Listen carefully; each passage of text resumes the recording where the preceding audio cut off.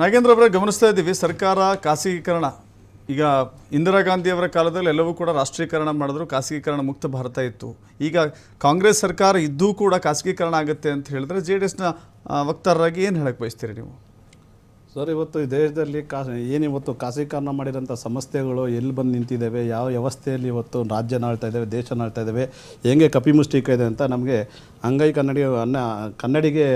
ಅಂಗೈ ಹುಣ್ಣಿಗೆ ಕನ್ನಡಿ ಸಾಕ್ಷಿ ಅನ್ನೋ ಥರ ಆಗ್ತಾಯಿದೆ ಇವತ್ತು ನೀವು ಜಿಯೋ ಅಂತ ನೋಡಿದ್ವಿ ಜಿಯೋ ಅನ್ನೋರು ಬಂದು ಒಂದು 6 ಮಂತ್ ಎಲ್ಲರಿಗೂ ಫ್ರೀ ಕೊಟ್ಟರು ಇಡೀ ದೇಶಕ್ಕೆ ಫ್ರೀ ಸಿಮ್ ಅಂತ ಕೊಟ್ಟರು 6 ತಿಂಗಳಾದಮೇಲೆ ಅವರು 6 ತಿಂಗಳು ಸ್ಕೀಮ್ನು ಒಂದೇ ಸತಿ ತೆಗೆದ್ರು ಹೆಂಗೆ ತೆಗೆದ್ರು ಅಂದರೆ ಇವತ್ತೊಂದು ರೀಚಾರ್ಜ್ ಮಾಡಬೇಕಂದ್ರೆ 600 ರೂಪಾಯಿ ಸಿಮ್ ಚಾರ್ಜ್ ಕೊಡಬೇಕು ಅವು ಫ್ರೀ ಸಿಮ್ ಅಂತ ಕೊಟ್ಟರು ಅವರು ಫ್ರೀ ಸಿಮ್ ಅಂತ ಕೊಟ್ಟು ಇವತ್ತೊಂದು ಸಿಮ್ ತಗೋಬೇಕಂದ್ರೆ 600 ರೂಪಾಯಿ ಅಂತ ಕೊಟ್ಟರು ಇವತ್ತು ನಮ್ಮ ಒಂದು ಕರ್ನಾಟಕದ ರಾಜ್ಯದ ಕೈಯಲ್ಲಿ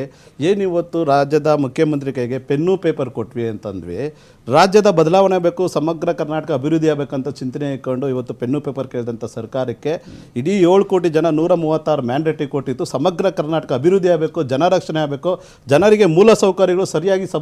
ಭದ್ರತೆಗೆ ಸಿಗಬೇಕು ಅನ್ನೋ ಒಂದು ಇಂಟೆನ್ಷನಿಂದ ಇವತ್ತು ಸರ್ಕಾರ ತಂದಂಥ ಸರ್ಕಾರಕ್ಕೆ ಪೆನ್ನು ಪೇಪರ್ ತಗೊಂಡು ಇವತ್ತು ರೈತರಿಗೆ ಮರಣ ಶಾಸನ ಬರೀತಾ ಇದೆ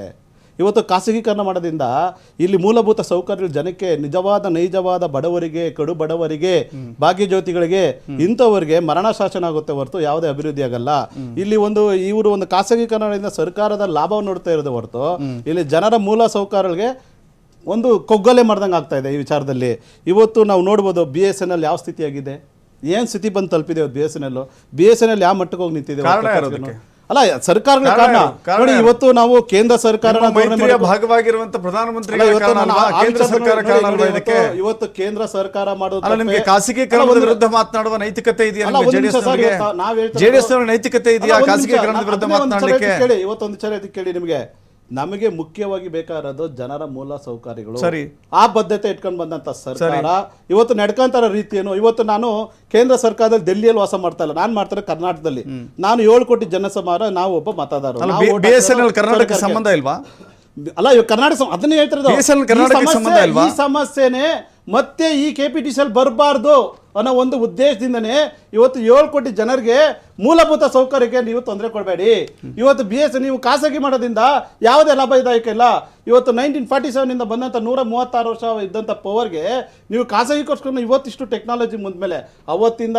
ಒಂದು 136 ವರ್ಷ ಪವರ್ ಸಪ್ಲೈ ಮಾಡಿದಂಥ ಇವತ್ತು KPTCL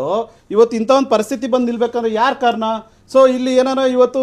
ಸಮಗ್ರ ಕರ್ನಾಟಕದ 7 ಕೋಟಿ ಜನ ಏನಾದರೂ ನಮಗೆ 200 ಯೂನಿಟ್ ಕೊಡಿ ಅಂತ ಫ್ರೀ ಅನ್ನೋ ಅಪ್ಲಿಕೇಶನ್ ಹಾಕಿತ್ತಾ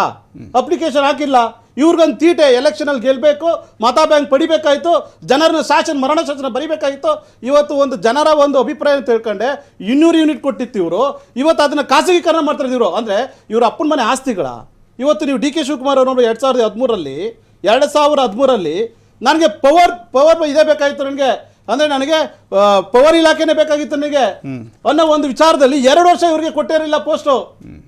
ಸೊ ಅಂಥ ವಿಚಾರದಲ್ಲಿ ಏನು ಮಾಡಿದ್ರು ಇವರು ಆ ಟೈಮಲ್ಲಿ ಏನು ಮಾಡಿ 2013 2000 ಮೆಗಾವಾಟ್ ಉತ್ಪಾದನೆ ಮಾಡಿದ್ರು ಕೇವಲ 9 ಜನಕ್ಕೆ ಅಪ್ಲಿಕೇಬಲ್ ಆಯಿತು ಮಿಕ್ಕಿತ್ನ ಕ್ಲೋಸ್ ಮಾಡಿದ್ರು ಆ 9ರಲ್ಲಿ DK ಶಿವಕುಮಾರ್ ಮಗಳ ಹೆಸರಲ್ಲಿ 2000 ಮೆಗಾವಾಟ್ಸ್ ಉತ್ಪತ್ತಿ ಆಯಿತು 9 ರೂಪಾಯಿ ರೈತರಾಗಿ ನಿಮ್ಮ ಜಮೀನುಗಳಿಗೆ ನೀರು ಹರಿತಾ ಇದೆ ಅಂತ ಹೇಳಿದ್ರೆ ಉಚಿತ ಪಂಪ್ ಸೆಟ್